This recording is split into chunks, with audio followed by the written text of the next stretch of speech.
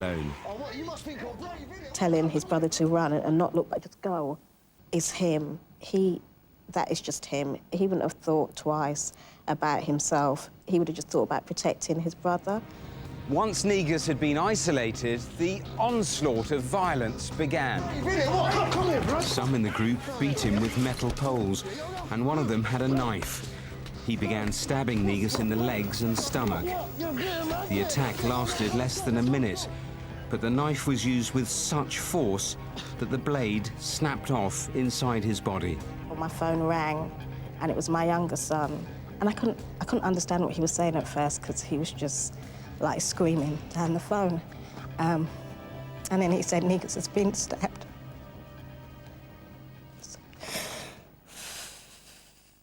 Suddenly, everyone just started ringing my phone. All his friends started ringing my phone. All my friends started ringing the phone. I couldn't understand what half of them were saying. They were all in tears, hysterics. I didn't even understand what was going on.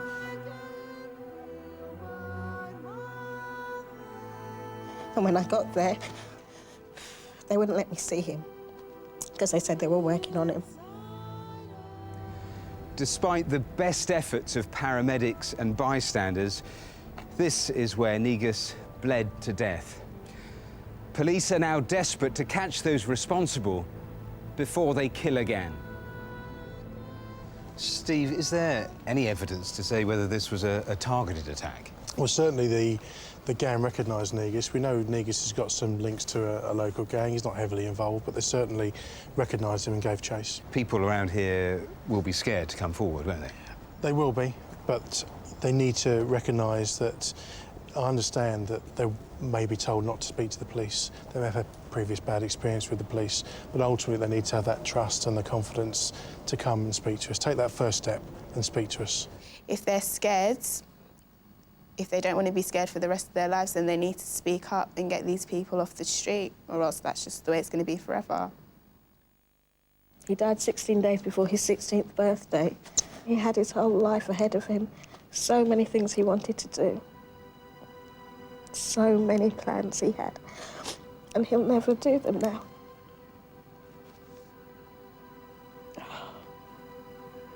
He was always my baby. He was my Negus, and that's what I called him. He was just my perfect baby. And he's very missed. He had his whole life ahead of him. A tragic waste of a young life. I have to tell you, sadly, there have already been 2 more murders of teenage boys in London since then. DCI Stephen Clayman, who is leading this investigation, joins me now. Thanks for joining us. The blade snapped off in his body. This was a brutal and terrifying attack. Absolutely. I mean, when they spotted Negus, he didn't have a chance. He must have been absolutely terrified. They chased him. I don't know whether they specifically targeted him, but he didn't have a chance once they started chasing him. OK, crucial to this case is the CCTV from earlier on in the day. Let's look, first of all, at this. Explain to us what we're looking at here. Well, this is Bounces Road, and the gang here are riding towards the junction with Hertford Road. They're quite erratic. They're riding in front of cars, wearing face coverings and the hoods up. Someone must have seen them. Yeah, I mean, if you were that pedestrian, if you were in that car, you might remember seeing that. That's quite an unusual thing to see. You probably had to slow down for them. Yeah, indeed. Now, there's another bit of CCTV. Tell us about this.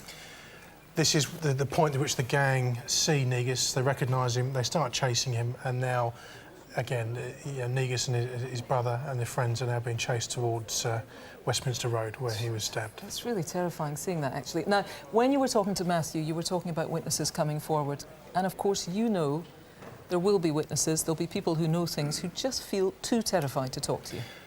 Yeah, absolutely, and I'm appealing certainly to people who have knowledge of or connected to the gangs themselves. I know and I do appreciate they want to speak to police, they're told not to speak, but they must take that step and speak to us. They can ring in the strictest of confidence. I'll take great care, and also I can always meet them out of their area and discreetly, but they must make that first step and speak to me. Very briefly, big reward here. £20,000 reward for information leading to arrest and prosecution. Thanks for nice. I mean, you've seen what a terrible impact this murder has had. If you know anything about it, you can speak to the detectives now here. This is the number, 0500 600 600. If you are concerned about your identity and you want to call the independent charity Crime Stoppers anonymously, their number is 0800 555 111. Now Rav has his first collection of wanted faces. And first up is this guy, 25-year-old Nathan Allen Lucas from Nuneaton. He's wanted after being convicted of tying up and raping 3 young women who he met via the internet. He failed to appear at court in Leamington last month and was convicted in his absence. He has links throughout the country and has various tribal-style tattoos, including the logo of the band Slipknot on his inner left forearm, though this may have been covered over recently with another tattoo. Next is Rose Denise Williams. The 36-year-old is wanted after absconding from Send Prison in Surrey in February, where she was serving a sentence for robbery. Williams, who speaks with an Irish accent, has links to London, Kent and Belfast. She uses numerous aliases, including the surnames Brown, Hobbs and McDonough, and has the letter I tattooed on both forearms. Number 3 here is Farkhar Zaman, and he's wanted in connection with the rape of a woman in Burnley in November 2009. Zaman, who's 39 today, also has links to Manchester and uses the alias Chima Nalaz. He may well be working in a restaurant or takeaway, so why not give him a birthday surprise and tell us where he is?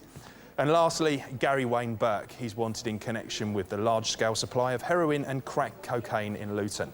Burke, who's 23, has a keen interest in the hip-hop music scene and may well be seen at clubs, studios and events in London. He also has links throughout Bedfordshire. Remember, all of tonight's faces are on the website bbc.co.uk/Crimewatch. And if you know where any of them are, then the number is 0500 600 600, or you can text 63399 crime space and then your message. Really important to leave that space or your message won't get through. Now, in February, this businesswoman from the pretty little village of Bradwell in the Peak District was beaten and thrown down the stairs during an extremely violent burglary in her home.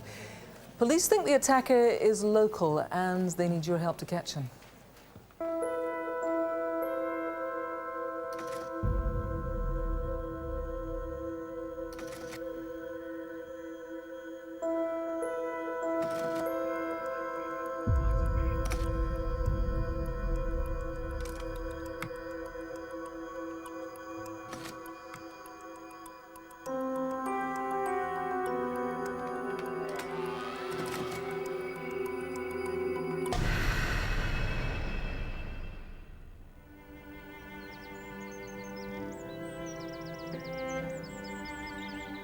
This small haulage business in the picturesque Derbyshire village of Bradwell has been quietly run by a local family for decades.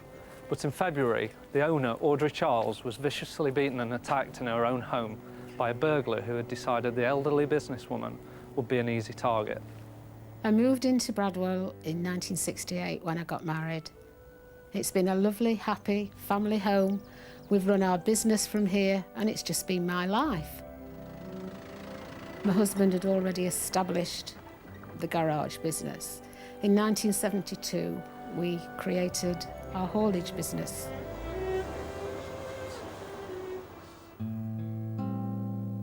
My dad died 4 years ago and it left my mum absolutely devastated. She was very fragile and she still is very fragile, but she's learnt to cope.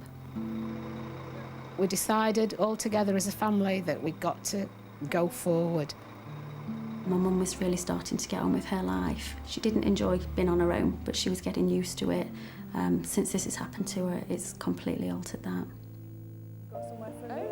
On the day that the burglary happened, we decided that we'd go to Bakewell for the day.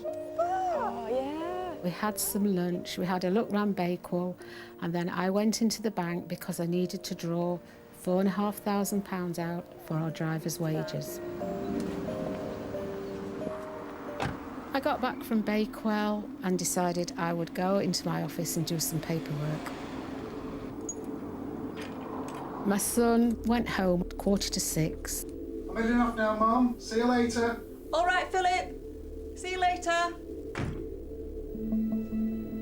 I suddenly realised that it was 6 o'clock and I hadn't come downstairs and locked my door. There was no sound, there was no creak on the stairs. I didn't hear the back door open. I heard absolutely nothing. It was only the sense that someone is behind you that made me turn around. What are you doing? Give me the money! I haven't got any money. I just thought, my God, he's going to kill me. Please don't hurt me. I know you've got the money. You've been doing the wages. Now give me the money. In the same box, now! In the grey box I knew was probably £100. And I thought, if I give him this £100, he will just leave me alone and go. And that, hurry up! He saw roughly £300 in this cash box. So as he went to get the £300, I got past him. I could hear his footsteps coming behind me.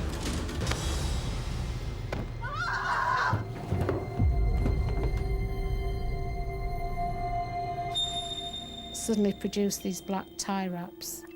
I thought, oh my God, he's going to tie me up now. He threw the tie wraps onto the floor and then went out through my door. I was convinced he was gone. I got up off the floor, which took me a few seconds because I was in such a state.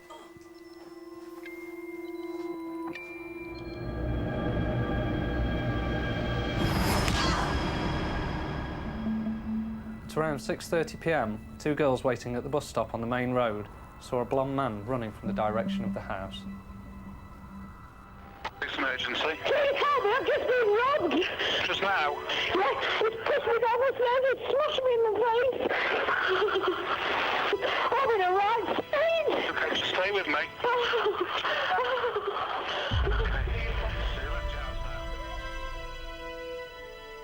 It's left her feeling vulnerable.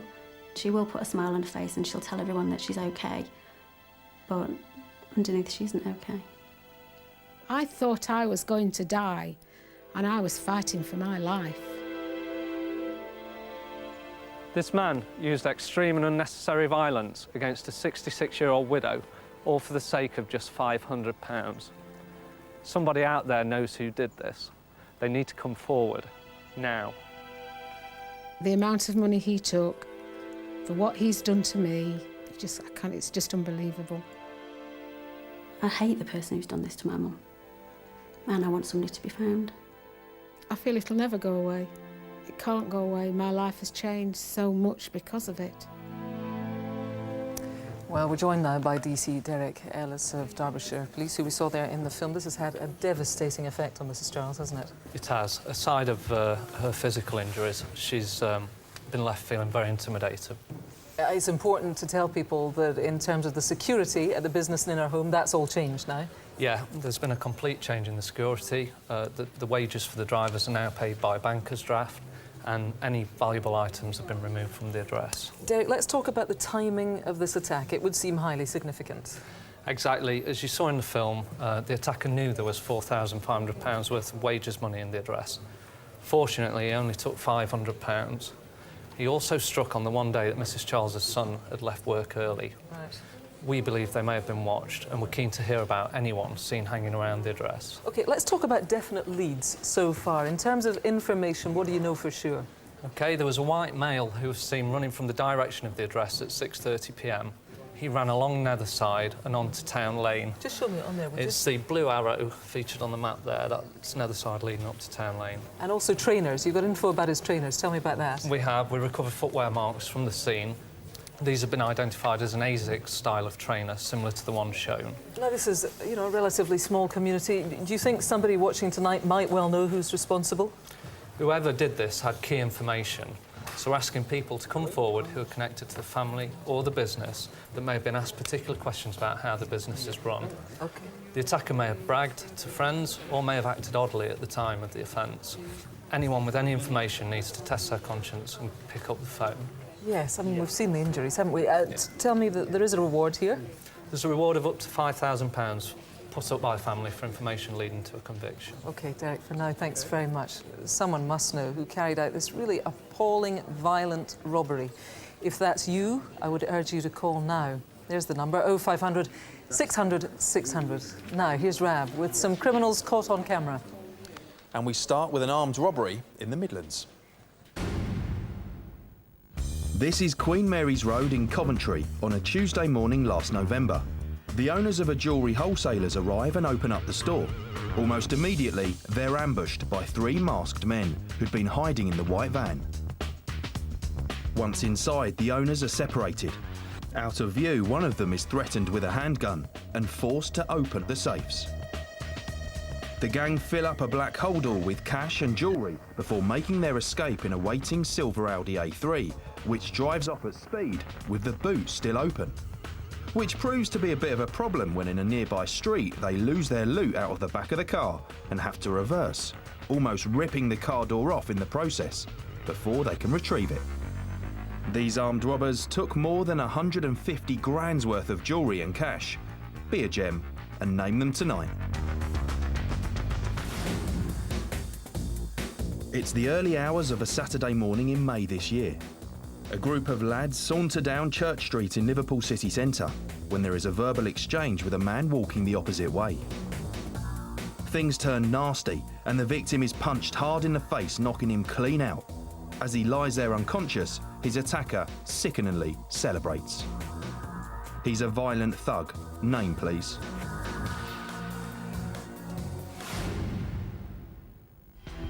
Another town centre, late at night. This time it's Southend-on-Sea in Essex last August. There's a disagreement between a group of men and two friends. One of them walks off, but the group continue to taunt his friend as well as hurling abuse at him. Suddenly, things escalate and the man in the white top and shorts lashes out at the man in the check shirt, flooring him with a single blow. The victim's friend returns and is also set upon before passers-by step in to help. The man knocked unconscious suffered a broken cheek and fractured vertebrae in the attack. Make the street safer and name this vicious attacker tonight. And that footage is available for another look on the website bbc.co.uk/Crimewatch. And if you know who any of them are, then give us a call, 0500 600 600, or you can text us on 63399, type crime space and then your message. Now, some news on some cases that we've featured previously. Well, you'd have seen that the Millie Dowler case has become a major part of the News of the World phone hacking story. But we shouldn't forget that beforehand, we finally had the conviction of Levi Belfield for Millie's murder in 2002. Serial killer Belfield was found guilty after a 7-week trial at the Old Bailey. In a special programme, Kirsty spoke to Millie's sister Gemma about the ordeal of the trial. The first 2 days when my mum and dad were questioned by the defence and the prosecution was probably worse than the day that she went missing. It was that extreme. It really was. You just can't explain how horrific it is in that courtroom until you are actually in there. In May, we asked for your help after a student was raped as she walks home in Brighton on Valentine's Day. Well, as a result of a call to the programme, police arrested and have charged a 27-year-old man from Kent with rape.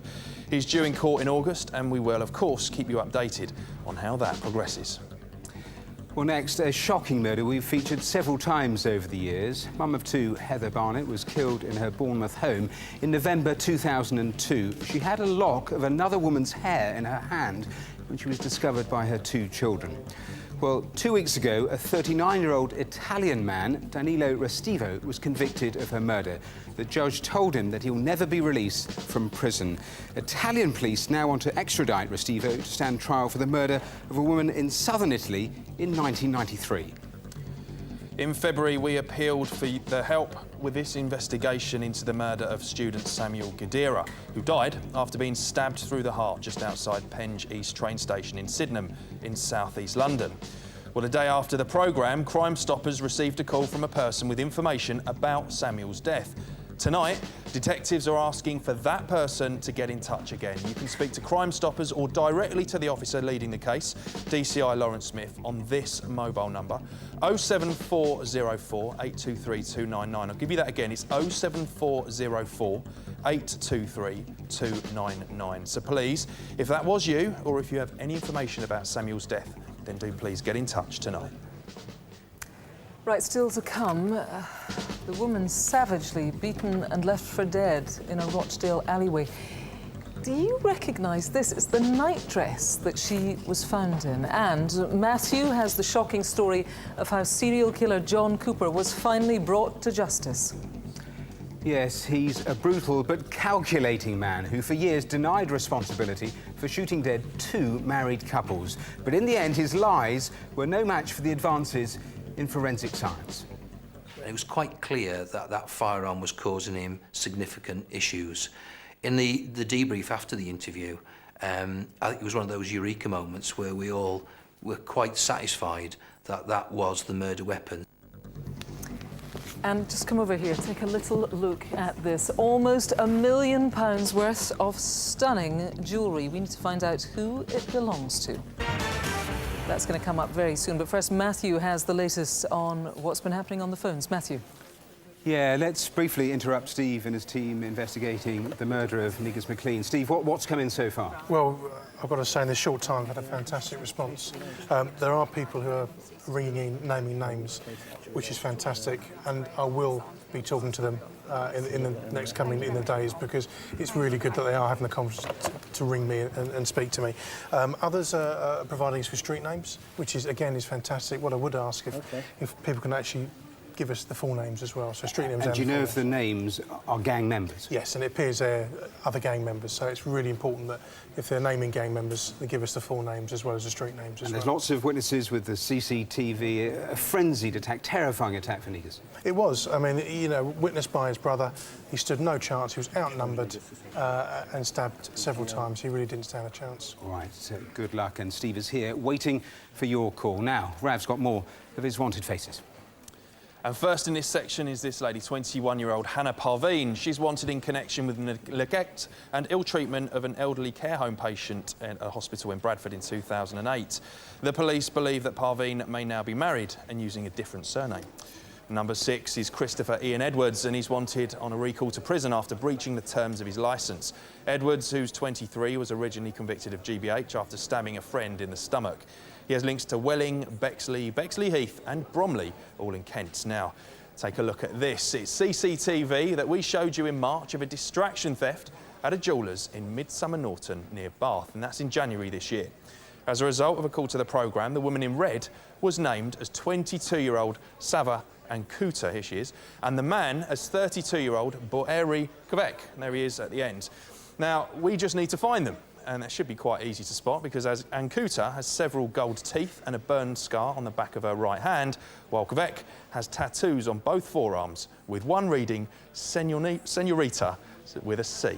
Now, they have links to Scotland, Birmingham, London, Dublin and Redditch, and police also still want to trace the other woman with in the footage here wearing the white. So, if you know where she, Ankuta or Kvek are, then get in touch, 0500 600 600, or you can text 63399, type crime, space, and then your message. And remember, they will all stay online, bbc.co.uk/crimewatch, until they are caught.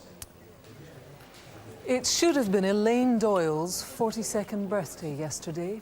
Instead, her family were at her graveside, marking the 25th anniversary of her murder. She was attacked and strangled on the road where she lived, in Greenock, in the west of Scotland, in June of 1986. Her parents are now in poor health, and so tonight is your chance to help them see some justice. Greenock in West Scotland during the 1980s was a town in turmoil. The maritime industry was in decline and unemployment on the rise.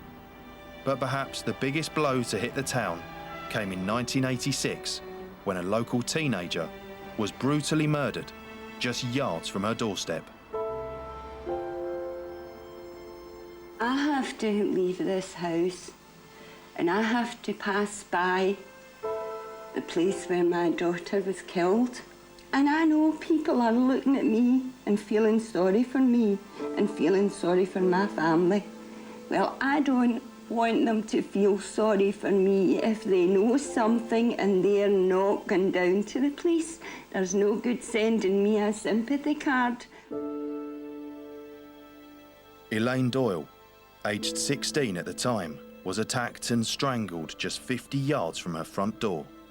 25 years on, her parents, their health now frail, are as determined as ever to bring her killer to justice. The only way to describe Elaine is a happy teenager. Nothing was too much bother for her. She liked mixing with her friends. Elaine was fun-loving, caring. She was very, very funny. She was just a great, great person. She was beautiful. You would never meet another person like Elaine. I think there develops a bond and it develops as the years goes on. She was a daddy's girl. So what do we know about that fateful evening in June 1986? It was the Sunday of a bank holiday weekend, and millions of people across the country would have been staying up late to watch the Mexico World Cup matches on TV. Okay, Dad, that's me off to the disco now. All right, darling. Elaine would always tell you what time she's going to come back home at, because she didn't want to worry her parents. Oh, Elaine! Just before she left the house, I says to Elaine, what time will you be home at, love? I'll phone you later, Dad. All right, darling.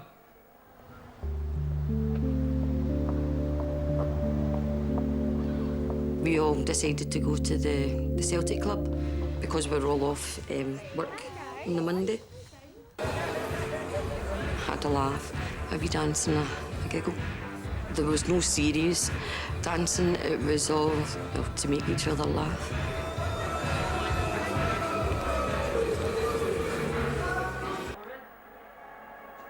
When she phoned from the Celtic Club, I think it was between 8 o'clock and 8:30.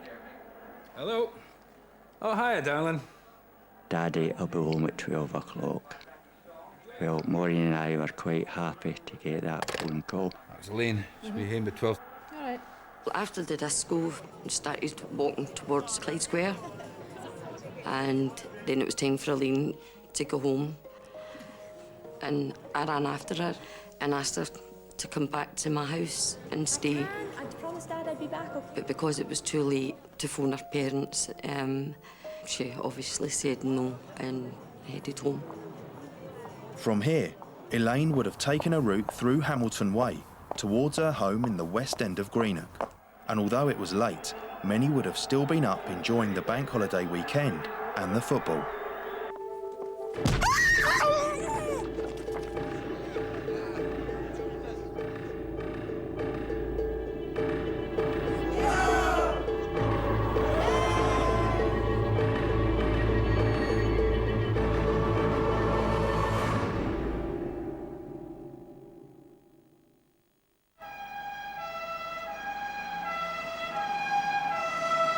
As soon as I found out Elaine hadn't stayed at Lynn's, when I seen the police activity in Ergown Street, I knew it was Elaine.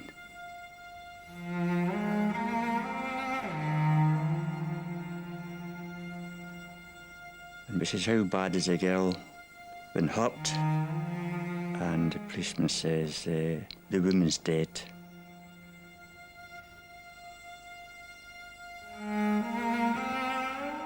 Members of the public will say to you, oh, Elaine was in the wrong place at the time. But Elaine wasn't at the wrong place at the time. She was quite entitled to walk home safely without getting attacked and murdered. Elaine had been strangled and partially stripped of her clothes in what police believed to be a sexually motivated attack. Her murder sent shockwaves through the town and triggered the largest ever manhunt in the Inverclyde area. Witness sightings on the night compounded the police's belief that the suspect was local. On several occasions, a man was seen behaving erratically on and around Ardgowan Street and nearby Nelson Street. And there was also a sighting of a young man walking behind a woman who could have been Elaine at around the time of her murder. But none of these men were ever identified. Eventually, with few leads and no suspects, the investigation was scaled down. But in 2003, thanks to advances in forensics, scientists were able to isolate a DNA profile of Elaine's killer. Detectives can now eliminate anyone from the inquiry and put their minds at rest if they are innocent. But in order to do that, they need names. Somebody else knows. You can't keep a secret like that to yourself for 25 years. We would like to put a face to that person, who he is, why he would need to take Elaine's life. It doesn't get any easier, but we'll never give up hope. But it's living in a nightmare. They've been living in a nightmare. We're joined by DC Willie Brendan from Strathclyde Police. I understand, Willie, that time is of the essence for the family right now. Explain a little bit of that. Yes, indeed. Both of Elaine's parents are now in poor health. In fact, Jack gave his Crimewatch interview immediately prior to rushing off to a hospital appointment. So we are particularly keen to bring them the answers that they crave sooner rather than later. Now, it's 25 years since this horrific murder took place. Loyalties changed in that time, and also, as we saw in your film there, crucially, the evidence has changed. You can rule people out for sure. We can indeed. Loyalties do change, people's relationships change, people's perception of what's important in life may have changed. I think it's also important that people understand, having this DNA evidence that we now have, we can rule people out very quickly and very easily. So I would urge anyone who has harboured any form of suspicion, no matter how small, that someone they know has some connection with this crime, to pick up the phone and give us the name. OK, that's a big difference from 25 years ago. What about local knowledge then? Do you think this person either lived in Greenock at the time or had really good knowledge of Greenock? We do. We think one or the other. And the reasons for that, he displayed some degree of knowledge of Greenock in the commission of the crime. But crucially, we know that Elaine's handbag was taken by her killer on the night of her murder. Yeah. Now, 1 week after the murder, the handbag turned up on the steps of a local library in broad daylight on fire. We believe this was some bizarre attempt to taunt the police, but crucially, that tells us that the person who murdered Elaine was still in Greenock 1 week later, and again demonstrates some local connection. Yeah, so that's an important clue. You can reveal to us tonight more detail on how Elaine actually died. Yes, I can tell you that Elaine was strangled, that some form of ligature was used to strangle her. We know that Elaine bravely fought back, but quite frankly, she never stood a chance. We have never recovered that ligature. We would be keen to know anything about its whereabouts now, or if anyone knows anything at all, obviously, about the person. Well, I have to stop you there for now. Thanks very much. 25 years, a very long time. Think back. It was a memorable night because of the bank holiday, the World Cup. For her parents' sake, if you know who killed Elaine, if you have suspicions, call now. 0500 600 600. Now it's time for some more CCTV with Rav. Yeah, and this lot of crooks all seem to favour public transport. A train stops at Wood Grange Park Overground Station in East London one night in January, and a group of men get on board. They sit next to a male passenger who is travelling alone. As the lone passenger makes a call on his phone, the men in the group switch places, so the one in a red hoodie is now set next to him. He puts up his hood and moments later lunges at the man. During the struggle, the victim is punched in the face as the attacker takes his phone. The man manages to push past them into the aisle, but the assault continues. Eventually, he manages to escape into the next carriage, and his attackers get off at the next stop, Walthamstow Queen's Road. Mindless violence, and all for a mobile phone. Tell us who they are tonight.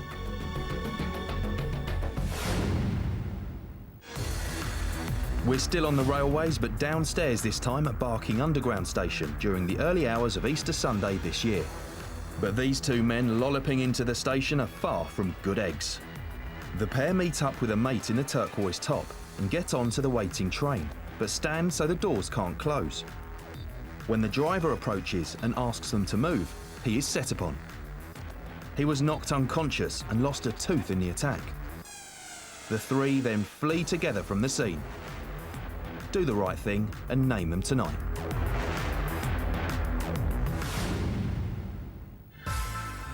This man has just boarded the 119 bus in Croydon, South London, but he doesn't want a ticket. He's aggressive and immediately starts shouting at the driver before attacking him in his cab. Let's make it the end of the line for this thug.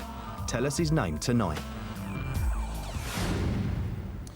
You know what to do? 0500 600 600, or you can text us on 63399. Type crime, space, and then your message. Now, a really unusual case of a young woman who was found badly beaten and left wearing someone else's nightdress in an alleyway in Rochdale. With me now is Detective Inspector Melanie Linton from Greater Manchester Police. Thanks for joining us, Melanie. Tell us, what more do you know about this? The victim's Laura, 20-year-old woman, and she'd gone out for the night with friends. They went for a meal, they went temping bowling, and at the end of the night, they went to the Lytton Tree Public House in Rochdale Town Centre. In the early hours of the morning, Laura left her friends and started to make her way home. OK, you've got CCTV, actually, of Yes. her leaving the pub. Let's take a look at that and describe to me what we're seeing. So we see Laura come out of the pub there, and she's alone. And in a moment, we see her walk towards the entrance of an alleyway, just there. Right. And she goes into the alleyway, which leads off Yorkshire Street. And in a moment, we see a person go into the alleyway just after her. This person here, we really need to speak to that person. They may have some vital information for us. Yeah, that's for sure. What happened next? 2 hours later, Laura was found in the same alleyway, and she'd been very, very badly beaten, so severely that at first we thought she might not survive. Really horrific injuries there. Obviously a terrible experience for Laura, who is understandably just desperate to know what it was that happened to her. I think it'll stay with me for the rest of my life to know that someone could actually do that.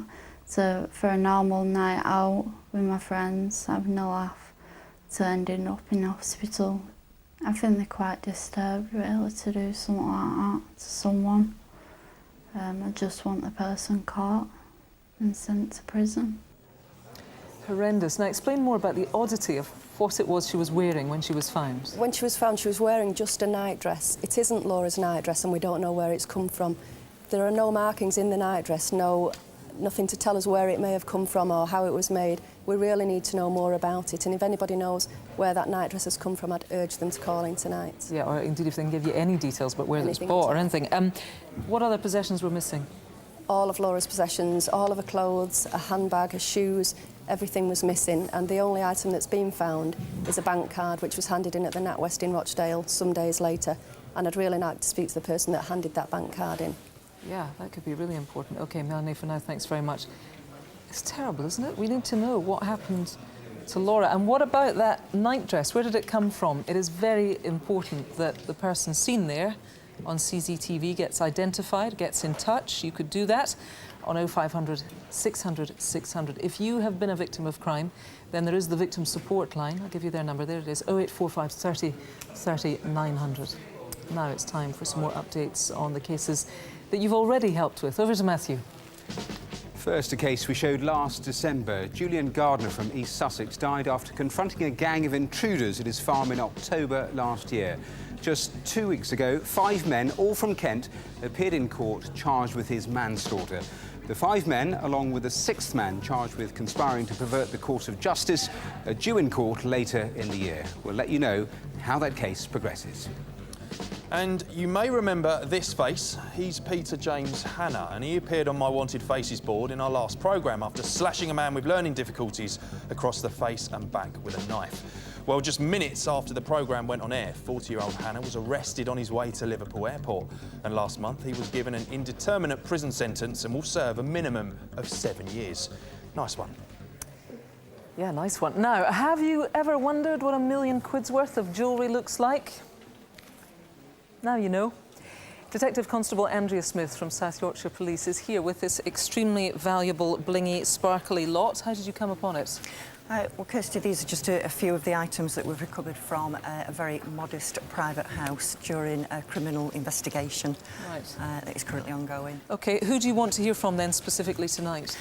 We'd like to hear from anybody who recognises any of the pieces, anybody who's owned any of the pieces.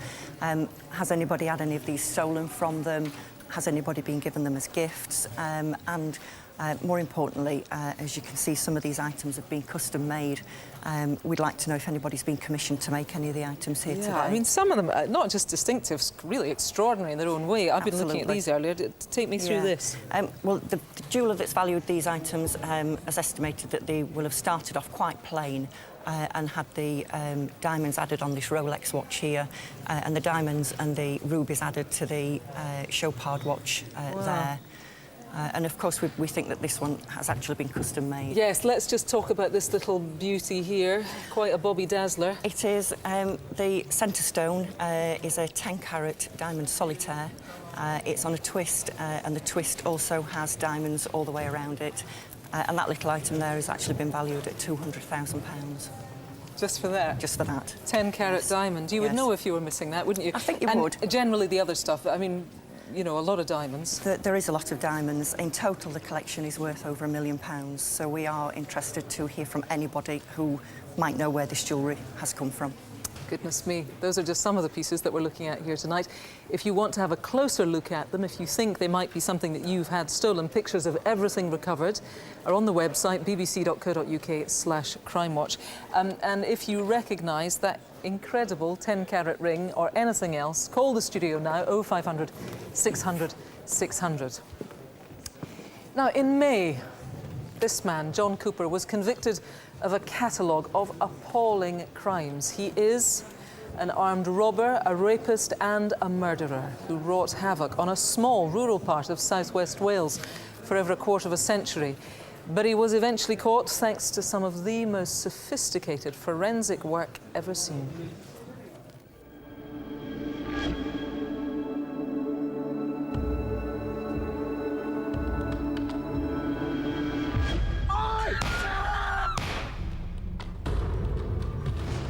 On a bright summer's day in 1989, Peter and Gwenda Dixon were murdered on a scenic stretch of one of Britain's most popular national parks.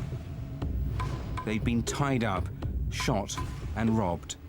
The brutal killings would become one of the most intriguing cases for Dyfed-Powys police, involving terrorist conspiracies, a massive manhunt and decades of forensic work which would eventually lead to the conviction of a serial killer. You must judge me after the trial, not before. Get down! Now! But the Dixons weren't Cooper's only victims. He'd terrorised the local area for 25 years, committing dozens of offences, including violent burglaries, rape, and even another double murder.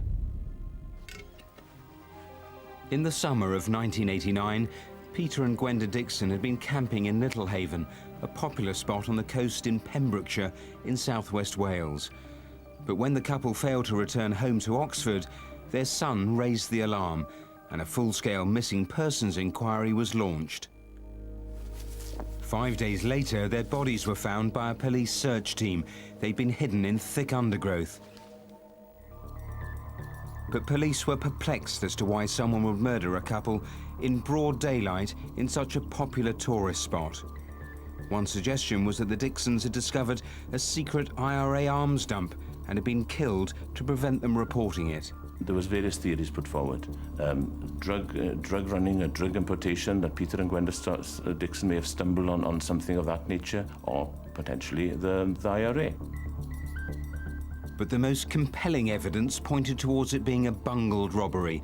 Peter Dixon's cash card was used in the days after the murders, and police focused their investigation on finding a scruffy-looking man seen hanging around at banks. But despite 2 Crimewatch appeals and thousands of police interviews, detectives were no nearer to catching their suspect. Everybody felt that one day we would have a name. The name would come forward, and we would hopefully then be able to prove that this individual was the murderer. What we were aware of course, was that there was very little forensic evidence which we could use at that particular time. For years, it looked like the killer had slipped through the net. But in 2006, a group of detectives known as Operation Ottawa were tasked with reopening 3 previously unlinked serious crimes. Among them was the Dixons murder. One of the other cases was the horrendous murders of Richard and Helen Thomas. After being tied up and shot at their mansion at Scoverston Park near Milford Haven, the house was burnt down in an attempt to destroy any evidence. Get down now! Get down! They also looked again at an attack on a group of children in 1996 on the Mount Estate in Milford Haven. The assailant had threatened them with a shotgun before raping one of the girls and indecently assaulting another. After 2 years of tirelessly sifting through thousands of old exhibits, witness statements and images, the team felt that one offender could be responsible for all 3 crimes. If you look at the ability of the offender to control multiple victims, the rural area, the use of violence, the use of a sawn-off shotgun, robbery, I could be either talking about the Dixons murder or the attack on the children. For me, that was a significant linking factor When you then run alongside that the fact that the Scoverson Park was only 2 fields away from the Milford Haven attack. And the name that kept coming up was that of a local labourer. John William Cooper had been arrested and convicted in 1998 for a string of dwelling house burglaries which covered the same geographical area as Scoverson Park and the Milford Haven attack. In particular as well, he'd been convicted of an armed robbery. Right, sir! He'd attacked a lone female in the house, he'd tied her up, he'd threatened her with a sawn-off shotgun, he'd beat her around the head with a gun, and he only fled the scene after the victim managed to raise the alarm. In a rare moment of panic, he threw his balaclava, gun and gloves into a hedgerow. These items would lead detectives to Cooper. Following his arrest, officers spent 4 weeks retrieving further evidence from his home and garden. The significance of what they found wouldn't become apparent for another decade. For me, the foresight of the people involved in the Huntsman inquiry, the people involved in Scoverson Park and the Milford Haven offence, to retain the material in the manner that they did, the storage of it, that was one of the significant factors which allowed us to conduct a methodical investigation, a transparent investigation, and reach a successful conclusion. Cooper was given a 16-year sentence for the robberies. In the meantime, the new investigation into the double murders was in full flow. And although detectives were convinced he was responsible, they needed scientific evidence to back up their case. They decided to re-examine the items taken from his house during the burglary investigations. Crucial was a pair of shorts taken from his bedroom. It was while we were looking at the surface debris from the shorts on sellotape strip for textile fibres that we actually discovered this tiny, minute flake of blood. And so, of course, we immediately put it in for DNA profiling using our most sensitive technique because it was a really tiny flake. And we managed to get a DNA profile matching Peter Dixon. During yesterday's interview, John? Yes. And it was Cooper himself who, during his police interviews, would lead the team to their second discovery. It was a firearm which was part of the offence of the armed robbery in late 90s, and it was quite clear that that firearm was causing him significant issues. In the debrief after the interview, I think it was one of those eureka moments where we all were quite satisfied that that was the murder weapon, certainly for the Dixons, probably for the Thomases as well. So we went back to the gun and had a look, and we found both from the flakes and from the gun itself, we found that there was blood staining under the paint. And again, when we put it in for DNA profiling, the profile we got back matched Peter Dixon's. And so we were absolutely sure we were on the right track by this time. Despite overwhelming forensic evidence, Cooper continued to deny any involvement. Have you any explanation to give as to how that blood could have innocently appeared on the shorts? I really do not know. More worryingly is my son used to take my clothes whenever he wanted it, and that would be more of a worry for a father. Having resorted to blaming his own son, Cooper was now running out of answers. I'm fed up being pulled and ironed. I'm trying to help you people. But the facts are, throughout this inquiry, the only person that we haven't been able to eliminate and whose name constantly crops up, be it forensically or otherwise linked to this offence and serious offences, is you. Okay? Because that's all you want to look at. Okay. The time now is 17:01 and no further questions. I'm turning the tape recorder off. The decision was made to charge Cooper with all 4 murders and the rape. You must judge me after the trial, not before. Judge me after the trial. Hang on, mate. Do you want to go in? Yeah, you don't want them to hear that, do you? Over 9 weeks at Swansea Crown Court, the jury were told of the damning DNA and fibre evidence that linked Cooper to all 3 crime scenes. 12 people from the communities of Wales listened to that evidence over that period of 9 weeks and found him unanimously guilty of all charges. 25 years after John Cooper began terrorising this small area of southwest Wales, the families of his victims had finally seen justice delivered. Horrifying man. 4 life sentences he got. Yeah, judge me after the trial, we heard him say, didn't we? So we all can. I mean, he's a monster, a psychopath. The judge said the murders were of such evil wickedness that the mandatory life sentences would mean just that. He's not getting out. It was great to see the scientists there. Forensics, the judge said forensics really the key to this case. Yeah, the fibre evidence was astonishing, just as the DNA work was as well. Remember, they found a speck of blood the size of a grain of sand underneath the repainted shotgun. It was an incredible discovery. And there was great detective work as well. I mean, Cooper insisted that he looked nothing like the artist's impression of the suspect back in 1989, but detectives unearthed video footage of him on the TV show Bullseye a month before the murders. Let's have a look, because there it is. I mean, there's no denying it, isn't it? It's bingo, it's him. You examined, when you were doing this investigative piece, examined his background. What was in his history? What did you learn? It's violence. That is the common denominator over 30, 40 years. I mean, even with his own dog, when it became lame, he didn't take it to a vet, he dug a trench and he spent half an hour clubbing it to death with his shovel. I know. And that's what he was like in his personal life, in his crimes. That's what always jumps out, gratuitous violence. I mean, this guy, there are no redeeming features. He's now where he belongs. Thanks, Matthew. Right, it's time now for a quick check on all of tonight's calls with Rav. Well, we've had loads of calls on the Edmonton murder of Nagus MacLean. We've had, in fact, over 40 texts as well coming in. Potential witnesses have made themselves known, and we're getting lots of names put forward as well, but we need the full names, not just the street names. Also, it's trending on Twitter at the moment, Nagus and Crimewatch both trending on there. We need you to talk to us. And very quickly, lots of people, perhaps not surprisingly, getting in touch about the jewellery that we showed you earlier. The police are going to need evidence that it's yours before it goes anywhere. Join us in the update to follow. Right, that's all for now. That was a busy show, wasn't it? There's even more on the website, including an appeal to find a suspected sex attacker in Brighton. Go to bbc.co.uk/crimewatch. Remember, though, the phone lines stay open until midnight tomorrow, so there's still plenty of time to call. If you think you can help, then please do it now. We are back again in 35 minutes after the news with a full update from the detectives, from the whole Crimewatch team. Thanks for watching. Thanks for your calls. Bye-bye.